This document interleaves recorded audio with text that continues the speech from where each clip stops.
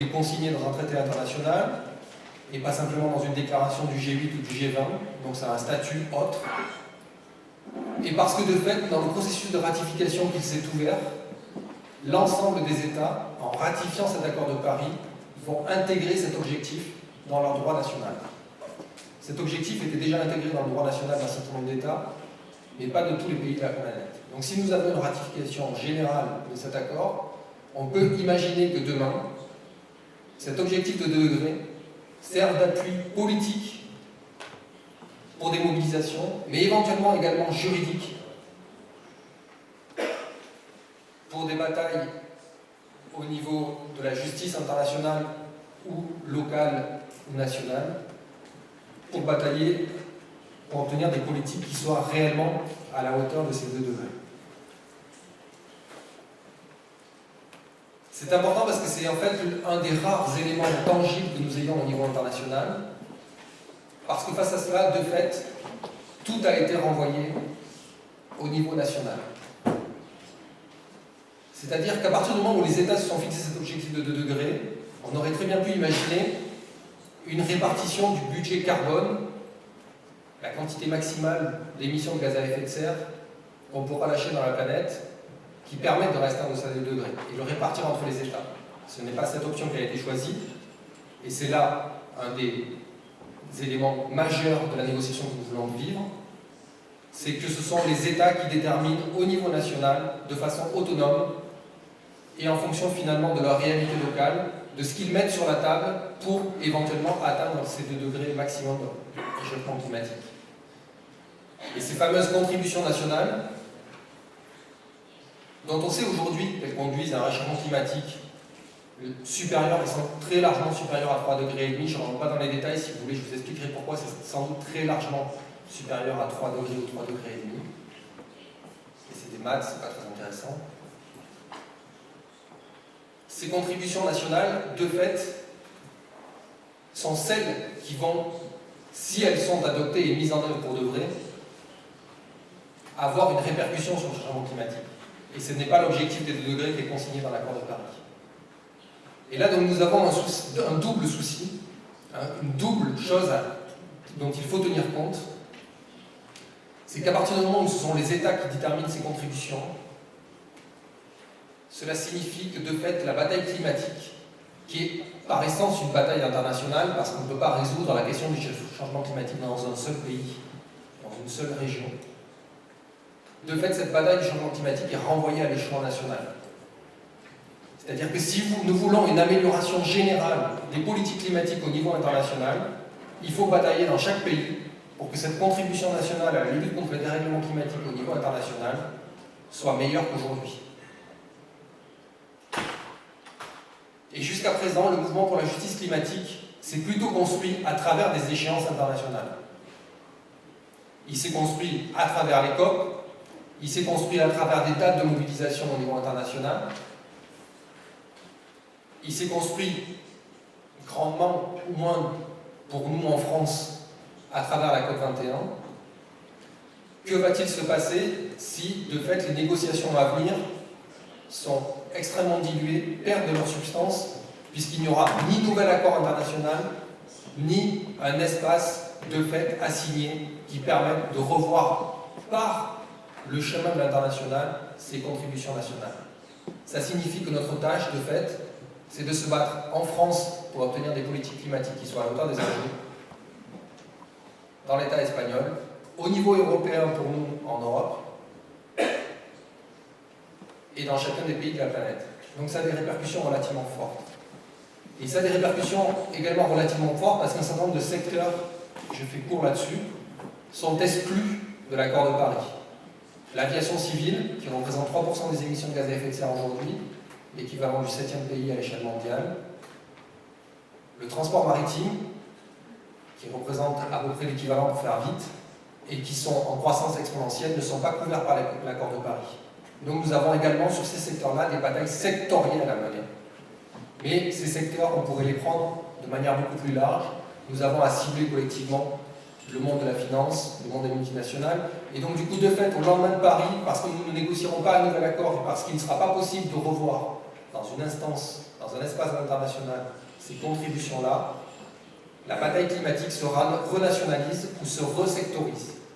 Et c'est un défi majeur pour nous, dans la construction des alliances, dans ce que nous pouvons faire et dans la façon dont nous pouvons porter une pression en mesure de changer la donne.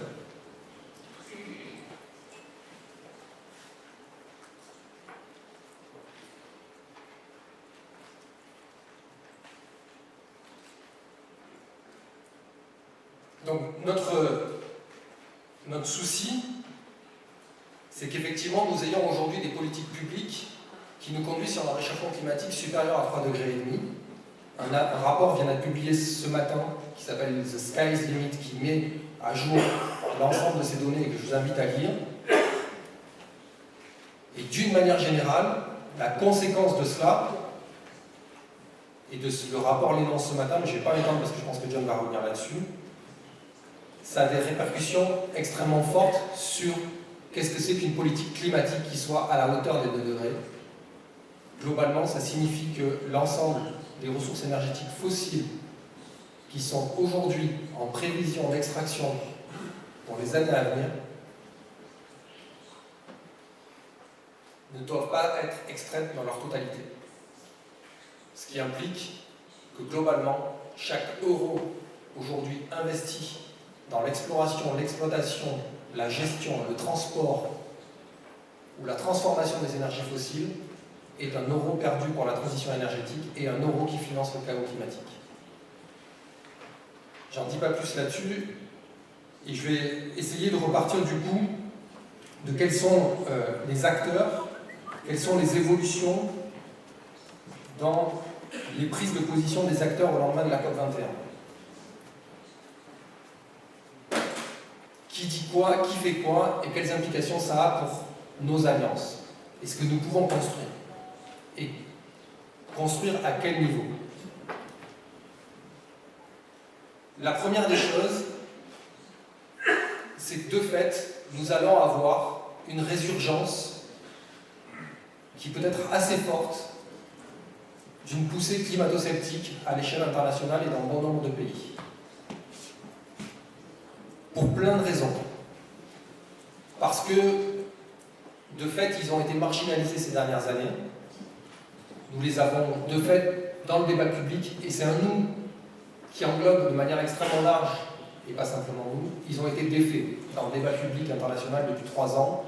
Ils ont perdu de leur ampleur, ils n'ont pas pu persister comme ils le souhaitaient sur un certain nombre de mots d'ordre. Parce qu'on a tous été pris dans ce momentum autour duquel le réchauffement climatique était devenu un agenda international duquel finalement plus grand monde ne pouvait sortir. Et de fait, ils avaient perdu des positions, un certain nombre des leurs ont été évincés de gouvernement, y compris pour ces questions-là, en Australie, Tony Abbott, au Canada, avec Stephen Harper. Mais on va connaître une résurgence parce que ces forces n'ont pas été exterminées, supprimées, et que la question de ce momentum qui englobe l'ensemble des acteurs va plus ou moins s'effilocher. Les climato-sceptiques vont reprendre du poil de la bête parce que Donald Trump a ouvert la voie et que s'y engouffrent des forces réactionnaires aux 4 coins de la planète, à commencer par l'ex-président de mon pays, Nicolas Sarkozy, qui a eu des discours climato-sceptiques récemment, mais on observe cela dans bon nombre de pays à l'échelle internationale, parce qu'il y a un retour des droites réactionnaires dans bon nombre de régions, y compris l'Amérique du Sud avec le Brésil, et parce que toute une série d'acteurs économiques, financiers, des multinationales, qui de fait ont toutes dit « nous sommes d'accord avec l'accord de Paris, il faut lutter contre le dérèglement climatique », vont trouver là des appuis dans le milieu politique pour tenter de contrecarrer toute politique climatique ambitieuse, parce qu'ils ont des intérêts dans l'extraction des énergies fossiles, parce qu'ils ont des intérêts dans le business as usual tel qu'il existe aujourd'hui, parce qu'ils ont des intérêts dans le maintien des inégalités telles qu'elles existent, telles qu'elles persistent. Pour toutes ces raisons-là, il est possible que nous ayons à faire face à une résurgence de la pensée climato-sceptique à l'échelle internationale, et il faut qu'on s'en préoccupe aujourd'hui. Le deuxième point et le deuxième type d'acteurs, Et je pense qu'il faut en tenir compte et qu'il ne faut pas le balayer d'un revers de la main. C'est que nous avons une partie du monde capitaliste, du monde économique, du monde financier, qui a bougé sur la question climatique ces dernières années. Et ce n'est pas simplement que de façade. Il y a des gens qui sont intimement convaincus, y compris dans ces milieux-là, qu'un réchauffement climatique supérieur à 2, 3, 4 degrés, c'est soit pas bon pour un business, soit pas bon pour la planète, peu importe, mais qui sont prêts, et sous quelles conditions, tout est là une question, mais qui sont prêts à bouger, ou qui ont déjà commencé à le faire. Et on l'observe à travers le mouvement pour le désinvestissement des énergies fossiles, avec des bonnes et des mauvaises raisons, peu importe, mais ça s'observe et ça se voit, et y compris des acteurs qu'on n'attendait pas, qui ont décidé de ne plus investir dans le charbon, et qui demain, si on n'est pas idiots, si on n'est pas mauvais, pourront décider de ne plus investir dans le pétrole ou dans le gaz. Parce qu'il y a de nouveaux acteurs économiques au niveau international dont les liens avec la vieille industrie, pour l'appeler ainsi, sans aucune connotation négative sur les gens qui travaillent dans cette industrie-là, ne sont plus aussi forts, ces liens avec l'économie du XXe siècle ne sont plus aussi forts et qui sont prêts donc du coup à essayer d'imaginer autre chose. Mais globalement, ces forces capitalistes ne sont pas anticapitalistes,